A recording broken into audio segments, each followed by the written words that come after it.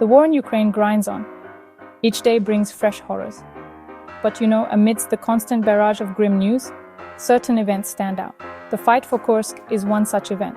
This region, steeped in history, has become a focal point in the Russia-Ukraine conflict.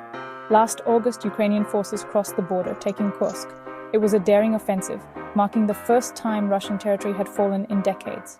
Now, Russia claims it has retaken Kursk. Putin himself declared the region liberated from Ukrainian neo-Nazis, a term he frequently uses to denigrate the Ukrainian government and people. He praised the bravery of Russian soldiers, painting a picture of a resounding victory. But Ukraine tells a different story. They deny any Russian recapture of Kursk. Ukrainian officials say their troops are still fighting in the region, holding their ground against Russian assaults.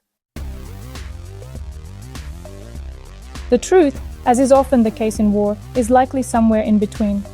Both sides have a vested interest in controlling the narrative. Russia wants to show strength, to convince its people and the world that the special military operation, as they call it, is going according to plan. Ukraine, on the other hand, needs to maintain morale, both domestically and amongst its international supporters. Admitting the loss of Kursk, even if true, would be a major blow. Independent verification of these claims is almost impossible. Access to the front lines is tightly controlled by both sides. Journalists and international observers are often kept at a distance, making it difficult to get an accurate picture of the situation on the ground. What is clear is that the fighting in Kursk is fierce. Both sides are taking heavy casualties. The human cost of this conflict continues to mount, with no end in sight. Adding another layer of complexity to the situation is the confirmed presence of North Korean troops fighting alongside Russian forces.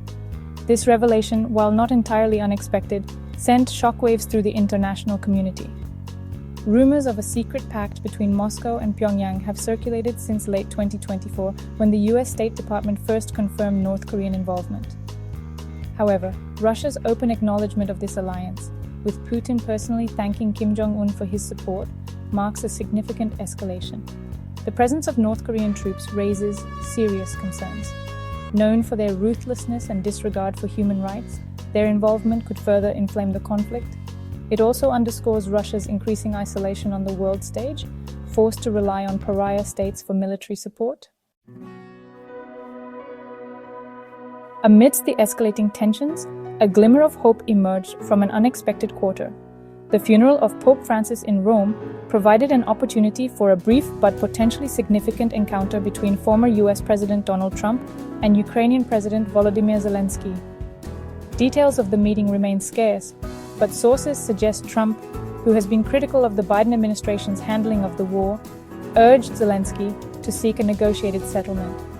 He also hinted at stronger action against Putin should he refuse to engage in meaningful peace talks. While any talk of peace may seem premature given the current state of the conflict, the meeting at least opens a channel of communication. It serves as a reminder that even amidst the chaos and bloodshed, diplomacy must always be pursued. The road to peace in Ukraine will be long and arduous, but every journey begins with a single step. The question is, are both sides ready to take it?